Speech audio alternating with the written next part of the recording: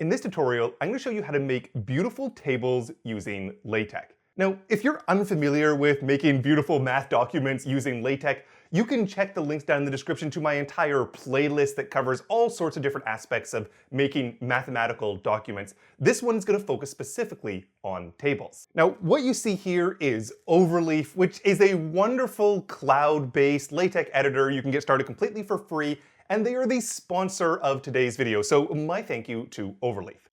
All right, so to get started, I'm going to come up here to the Home button. I'm going to click New Project, and I'm going to start a completely blank project. Let's call this YouTube Tables. A blank document in Overleaf generates a lot of the standard code for the preamble and the document that you might like, and I'm going to clean it up and then get started on tables. To get started, I'm going to go \begin, and then I'm going to write in tabular. I hit enter, and this means that Overleaf is going to automatically generate the basic formatting of tabular. And when I look at this, I see a begin tabular and end tabular, but the rows and columns of my table, they're separated by ampersands and these double backslash. So for example, if I say this is a table, and then click the compile button to execute what it looks like, this is what I'm going to get. This is a table. The ands indicate which cell it is in given row, and the double backslash is the end of a line. The other thing that's in the formatting here is that up at the top in squiggly brackets, I have C line C. The C tells me that the first column is centered. That is, if I look at the A, it appears in the center of the column. And the line in the middle here just indicates that I want to draw a line that's separating out the columns. So for example, if I wanted to draw a left line and a right line, I could do that as well. And maybe instead of centered, I'd want to have them align to the left or align to the right. So let's execute that and see what we get. So now I have my 3 lines based on how my columns are specified at the top. The first column is justified to the left, so all the words begin at the left, and the second column is justified to the right, so the words end on the right neatly. I can also make horizontal lines, and I do this by going \h line, and I'm going to do this at the end of every single row. I'll take the third one, I'll end it, and then I'll write a \h line. And if I do that and I compile this, then I get a nice grid. There is my basic table. Let's make this a bit more complicated. The first thing I'm going to do is play around with the widths of the columns. And to show why this is important, let me imagine I just put a lot of text in one cell. This is a table, and it has a really long cell in it. If I compile that, let's watch what happens. You'll notice that it just goes right off the page. It just keeps on extending and looks awful. As you can imagine, you have a lot of text. You would want it to be broken down onto multiple different rows. So I'm going to fix this by basically trying to specify the actual width of a given row. And to do that, I want to actually first come up into the preamble and add another package. I'm going to use the package array. And this is going to give me a few more tools. So what I'm going to do, instead of right justifying that right-hand column, I'm going to do the following thing. I'm going to write M, and then I'm going to write 3 centimeters, and then I'm going to put that in squiggly brackets. This stands for middle, and then a width of 3 centimeters. And you can see what's now happened. This column here is 3 centimeters. You could put any different measurement for width that LaTeX is going to accept down here. And now the text just wraps all the way along and makes this cell just a lot longer. The fact that it's an M here, which stands for middle, means that in the other column, this A here is oriented in the middle of that relatively tall row. Alternatively, I could have come in here and done B for bottom or P for top, P at the end. And now the bottom puts it at the bottom of that particular cell. Sometimes you want to control when there's a line break. So to do that, I'm going to copy and paste some code called a paragraph box \pair box. What it does is it specifies a width, which I've just chosen the same width. I've now made it 4 centimeters. And then it allows me to put in brackets the text that I want with an end line indicator. And so now it doesn't break automatically. It breaks precisely the way I told it to, with rather long paragraph on the top and then new paragraph on the bottom. Let me go back to how it was without the paragraph box. Now, there's 2 things I want to note with spacing. The first is that there's not a lot of white space above and beneath this line. And then secondly, to the right of any of these vertical lines, there actually is a little bit of white space, but it's fixed. It's something that's just a default amount. So I'm going to come up here into the preamble, and I'm going to copy and paste 2 lines of code. The first one basically sets the length of the table column separation. This is that horizontal gap before the text is going to start. And the second one is going to play with the vertical scaling. There are unfortunately very different types of commands. This one's called array stretch. And this is going to do a 1.5 multiplier on the heights of those columns from whatever the default was. So if I compile both of those, you're going to see more white space to the right as well as more white space on the top and the bottom. While I'm up here in the preamble, I'm going to show you a few more pieces of code I can do just to make everything look a little bit prettier. What this one will do is the same set length command before, but now it's talking about the array rule width. That rule bees all of these different lines.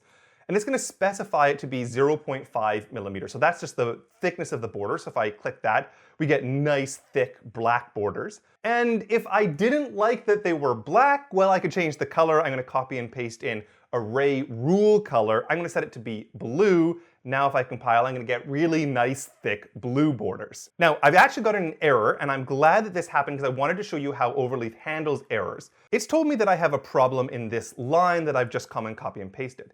If I come up here and read the logs, I can see that it says if the command is part of a package, make sure to have included the package in your preamble using use package, whatever it is. And I have. I've used colors without adding a package I almost always add, which is the color package. So to fix this, I have to add a new package.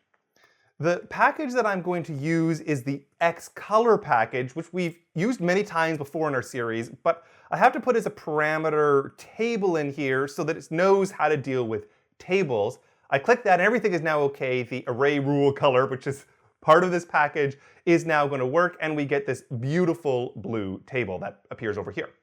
Now I'm going to show you how to make some more complicated tables. I've actually just put a completely generic 3x3 table, put the numbers 1 through 9 in it to make this point. I want to show you how you can clump together rows and columns with something called multi-row and multi-column. So first of all, I have to go up to my list of packages and add a new package here. This is going to be multi-row that I'm going to add. So what I'm going to try to do is take the 2 cells that contain the 4 and the 7, just as an example, and try to put one blob of text that's sort of filling that pair of cells like it's combined into just one single cell. So I'm going to go over to the 4 in my matrix, and I'm going to go backslash multi-row, and I'm going to use what Overleaf automatically generates, this version that's got 3 different squiggly brackets. In the first, I'm going to specify how many rows I'm going to clump together. So I'm going to do 2, because I'm going to put the 4 and the 7 together. In the second, I want to say what the width is. So how about something like 2 centimeters? And in the third, I can say what the content is. How about a multiple row? Then the multiple row is in the first location. Then the 5 and the 6 are the second. So that's exactly the same. But now I have to take the 7 and I just delete it, because the multiple row is going to go in the place of the 7. I also don't want a line separating these, so I'm going to get rid of the H line, and let's compile it and see what we get. So here we have a so-called multiple row. The multiple row text is now absorbing the entire cell where the 4 and the 7 used to be, but then the 5 and the 8 and the 6 and the 9 remain exactly as they were. I can do the same basic trick for columns here. So I'm going to go and make a new column. I'm going to try to have a top column that covers everything and puts the whole column into like one cell. So similarly, I'll go multi-column and I will hit the first version. This is going to be a column. I'm going to have it span all 3 columns. Then in the center ones, I'm going to do the same trick that I've done when making a table, like what does the column look like? Is it centered to the left or the right? And I'm actually going to do vertical bar, C vertical bar, which means it's going to be centered with bars on both sides. And then I'm going to put whatever I put in that column, so a multiple column now. I then want to end that column and put in an H line, and this is going to give me the following.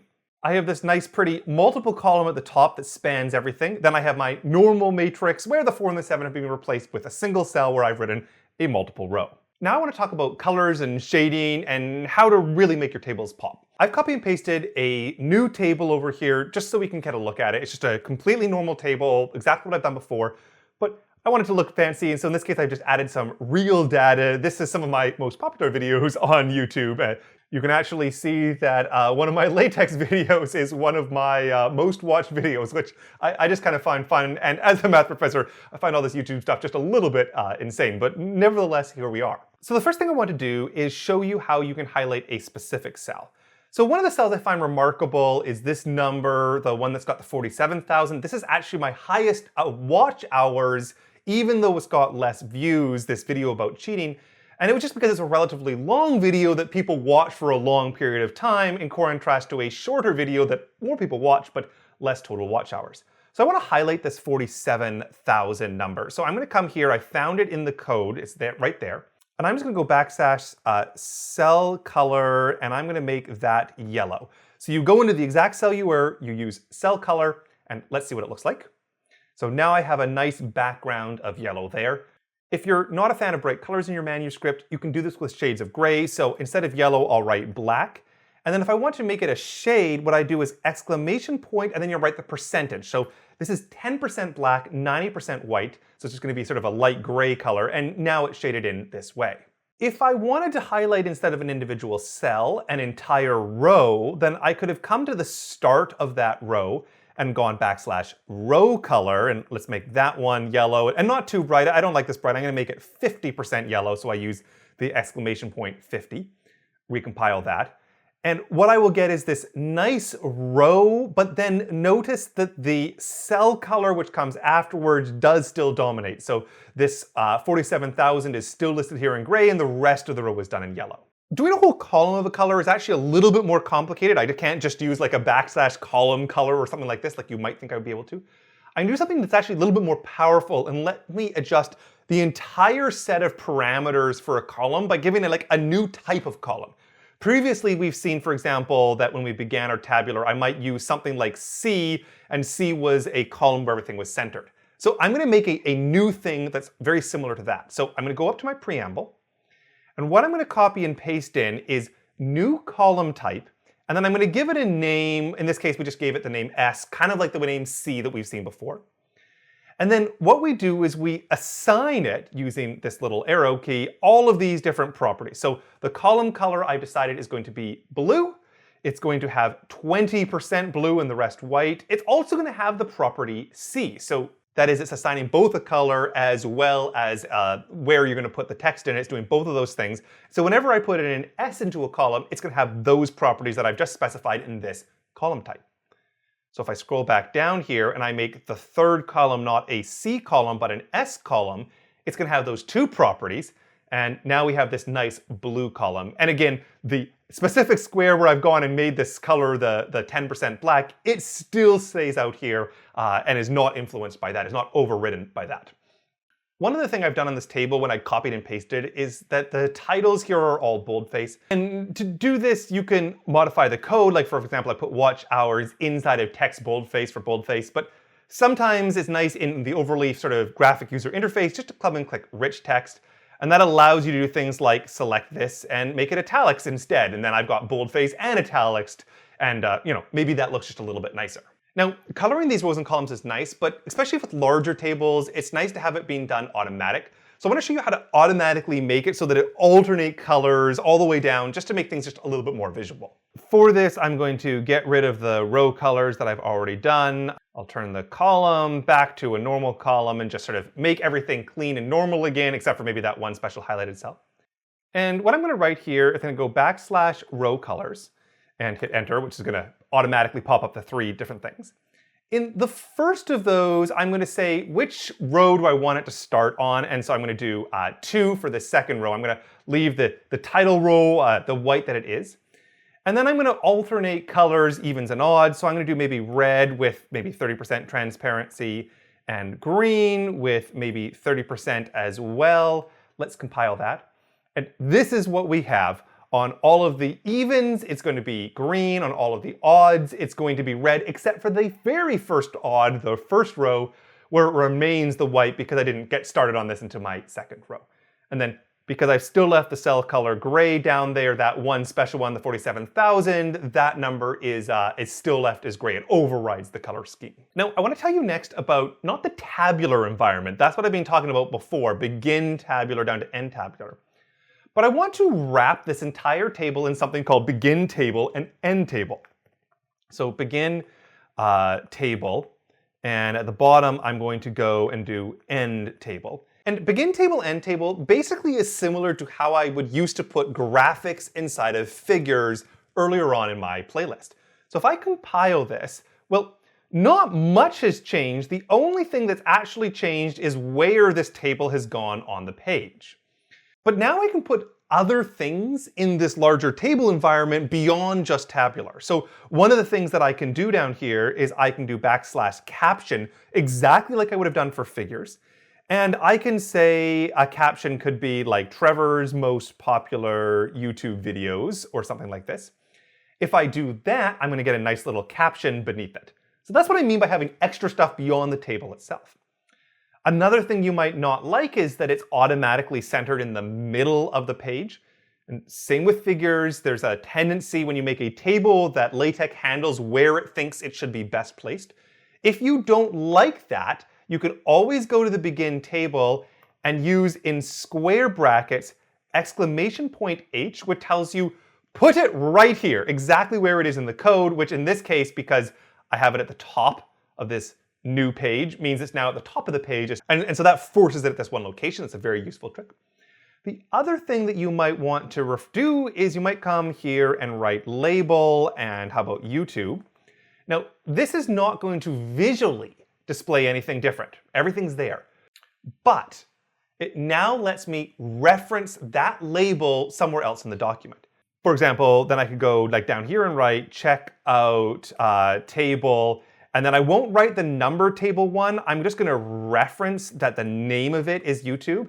And when I compile this, it's going to realize that the YouTube reference is associated with table 1, and so check out table 1. And so then you can use this label anywhere else inside of your document, and as you move things around, it's going to keep track of exactly what the numbering is going to be. Now, even though I've done a lot that should get you through sort of anything basic you want to do, sometimes there's special features that can use other packages. So I'm just going to cite just a few of those just so you have some vocabulary for them.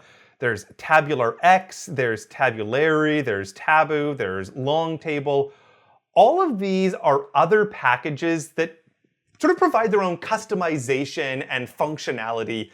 And so if you're ever trying to adjust something beyond what I've done in this video, I would basically just Google that specific thing. And you might find that you need to use one of these different packages, and you have to open them up and figure out what is the actual, syntax and commands that are relevant for those other packages. Regardless, I think we've got a good start here. Now, I've mainly just been doing my thing here in Overleaf, but I wanted to point out just a couple features that are particularly nice. So one of the things I really like to do is to click the History tab, because the History tab gives me all the versions as I have been editing along. And I don't know about you, but I'm always realizing that I've been doing something stupid. Go back in time and find the version I was previously working on. This helps an enormous amount. Likewise, I really am a fan that you can collaborate and share with lots of people. So I'm going to click this button, and I won't do it right now so you don't see the code, but I'm going to also turn on link sharing and share a link with you so that you can check out the template that I have actually been using. And that's one of the real superpower features of Overleaf, that you have a lot of collaboration between people. That's what it makes it way nicer, at least in my personal opinion. So anyways, my thank you to Overleaf for sponsoring today's video. I've been really enjoying working them on this LaTeX series. We have more videos to come, so stay tuned for that. And we're going to get back and do some math in the next video.